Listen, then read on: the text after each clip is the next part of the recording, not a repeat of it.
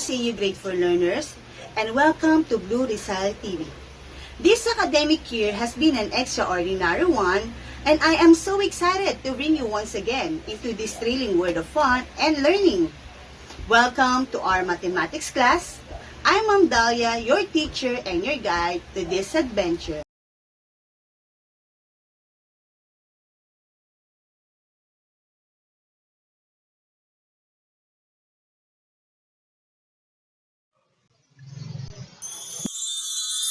Before we continue our journey today, let me give you first the things that we have to accomplish and learn. The solving multi-step routine and non-routine word problems involving multiplication, addition, and subtraction. Objective. After going through this lesson, you are expected to solve multi-step routine and non-routine problems involving multiplication, addition, or subtraction using appropriate problem-solving strategies and tools. Follow the step accurately in solving word problem. Let's see this pose. Fruit section. Try this. Use the table to answer this question. Question number 1. How much is the price of 2 apples? Very good. 78 pesos. Question number 2. Aliyah bought 2 saging saba and 1 orange. How much would she pay? Very good. 59 pesos. Question number 3. Mrs. Reyes has 500 pesos, bought 1 kilo of mango green. How much will she exchange? Right, 20 pesos. And now, to solve routine and non-routine word problem, we just follow this simple step. Step 1. Understand. We need to know what is asked. These are the questions that we need to answer. Know the given facts. These are the important number or information to solve the problems. Step 2. Plan. We determine is the operation to be used by identifying which of the 4 basic operations we will use to solve the problem. And what is a number sentence? This is where we write the given facts and the operation together. Step 3. Solve. Use the operation to solve. Step 4. Check and look back. This is where we write the correct answer in complete sentence. Explore and discover. Adrian bought 2 boxes of marbles. Each box has 135 marbles. If he gave 56 marbles to his brothers, how many marbles were left?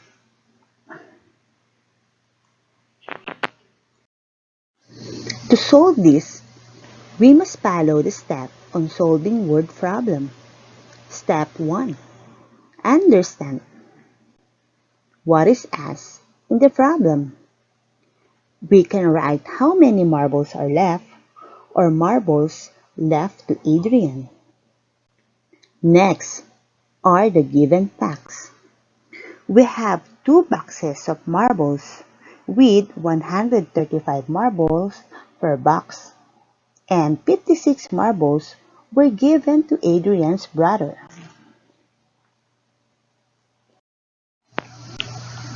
Step 2. Plan. We need to determine the operation to be used.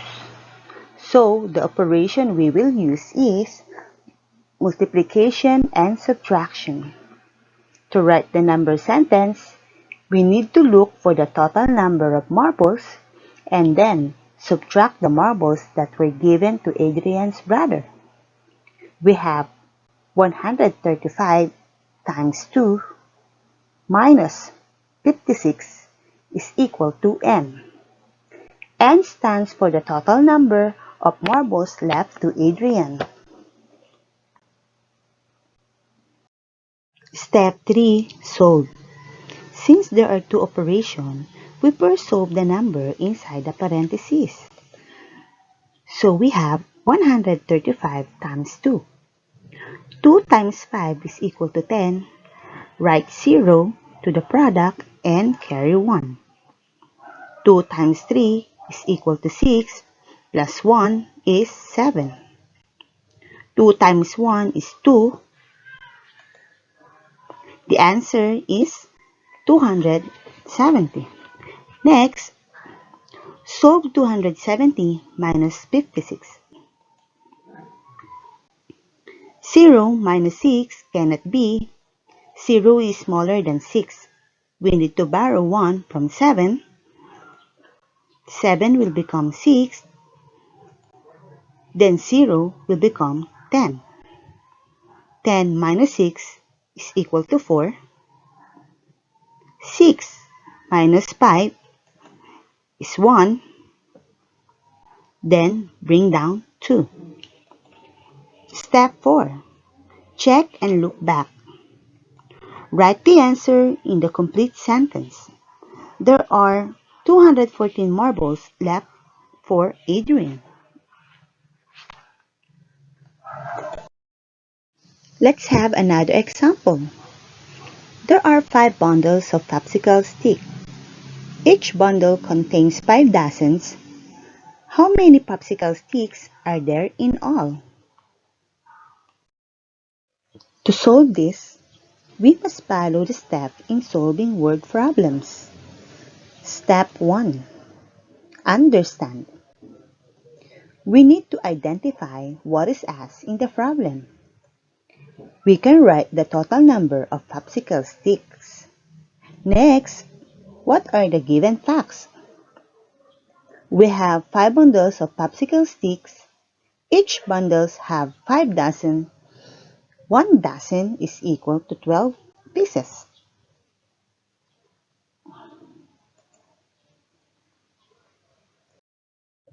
Step 2. Plan. Determine the operation to be used, and that is multiplication. Write the number sentence. We need to look for the number of popsicle sticks per bundle, then multiply it by 5 bundles. So we have 12 times 5 times 5 is equals to n. Step 3. Solve. Since there are two operations, first solve the number inside the parentheses. That is 12 times 5. 5 times 2 is 10. Write 0 in the product, then carry 1. 5 times 1 is 5 plus 1 is equals to 6. Then solve 60 times 5. So, 5 times 0 is 0. Then 5 times 6 is 30. The answer is 300. Then step 4, check and look back. We need to write our answer in complete sentence. There are 300 pieces of popsicle sticks. Remember, to solve multi-step routine and non-routine problems involving multiplication, addition, or subtraction using appropriate problem-solving strategies and tools, we are guided by the following steps. Understand, plan, solve, check and look back. Apply your skills. Read and analyze the problem. Solve the problem by applying the step in solving word problems. I gave you 3 minutes to answer. Your timer starts now.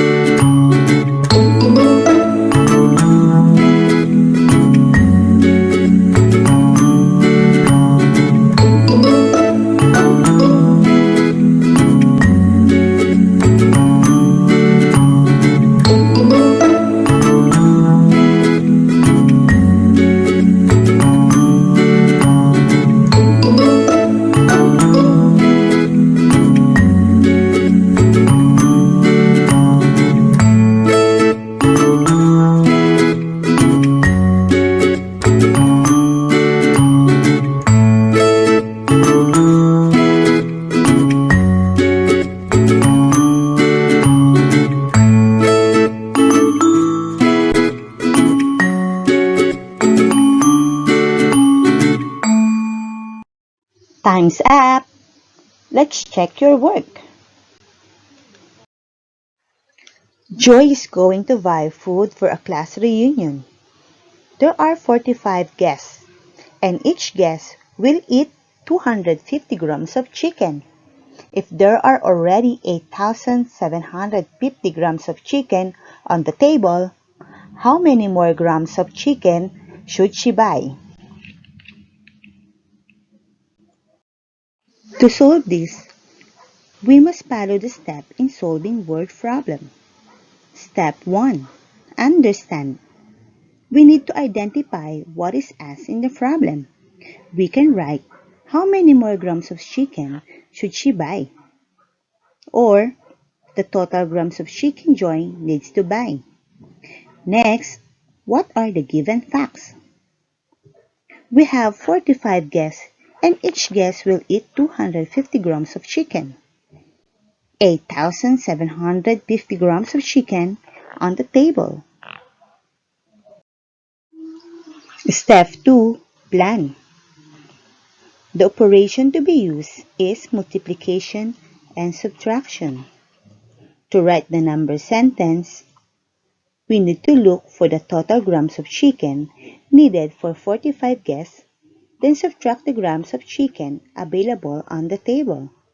So we have 250 times 45 minus 8,750 is equal to n. N stands for the total grams of chicken Joy needs to buy. Step 3. Solve.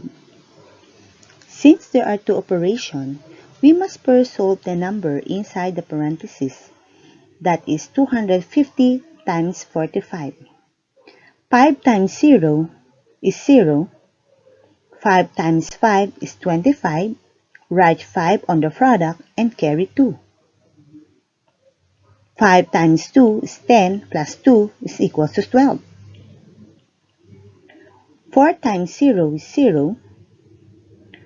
4 times 5 is 20. Write 0 on the partial product and carry 2. 4 times 2 is 8 plus 2, 10. Need to add the partial product. Bring down 0. 5 plus 0 is 5. 2 plus 0 is 2. 1 plus 0, 1. And bring down 1. Next step, we will subtract the 11,250 to 8,750. 0 minus 0 is 0. 5 minus 5 is 0. 2 minus 7 cannot be, so we will borrow 1 to the next digit. So 1 will become 0 and 2 will become 12. 12 minus 7 is 5. 0 minus 8 cannot be. We will borrow 1 from the next digit.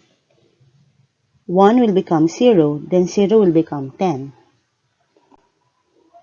10 minus 8 is 2. Then step 4, check and look back. We need to write the answer in a complete sentence. Joy needs to buy 2,500 grams of chicken. Did you get the correct answer? Good job! Let's try to practice again. In 2 minutes, answer the word problem.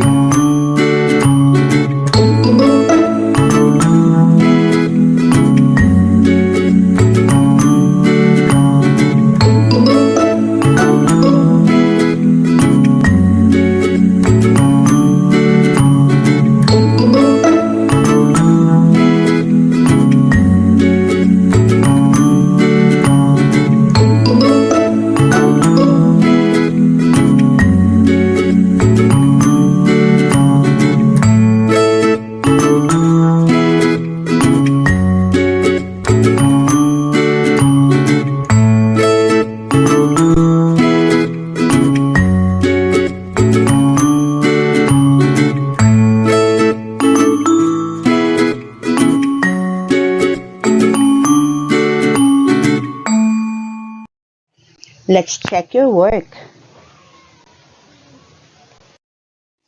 To solve this, we must follow the step in solving word problem. Step 1. Understand. We need to identify what is asked in the problem. We can write how many bricks will you use to build 7 buildings, or the total number of bricks needed to 7 buildings. Next are the given facts. We have 4,455 bricks plus 120 bricks to finish a building, and 7 buildings. Step 2. Plan. We need to determine the operation to be used. The operation we will use is addition and multiplication. To write the number sentence, we need to add the bricks per building and add the extra bricks per brickage. Then multiply it by 7. So we have 4,455 plus 120 times 7 is equal to n. N stands for the total number of bricks needed to build 7 buildings. Step 3. Solve. We must first solve the number inside the parentheses, that is 4,455 plus 12. 5 plus 0 is 5. 5 plus 2 is 7. 4 plus 1 is 5. Then bring down 4. Next step is multiply 4,575 times 7. 7 times 5 is 35. Write 5 in the product, then carry 3. 7 times 7 is 49, plus 3 is 52. Write 2 in the product, then carry 5. 7 times 5 is 35, plus 5 is 40. Write 0 in the product, then carry 4. 7 times 4 is 28, plus 4 is 32. Then step 4, check and look back. We need to write the answer in the complete sentence. The number of bricks to build the 7 buildings are 32,025. Did you get the correct answer? Don't forget to solve multi-step routine and non-routine problems involving multiplication, addition, or subtraction using appropriate problem-solving strategies and tools. We are guided by the following steps: understand, plan, solve, check, and look back.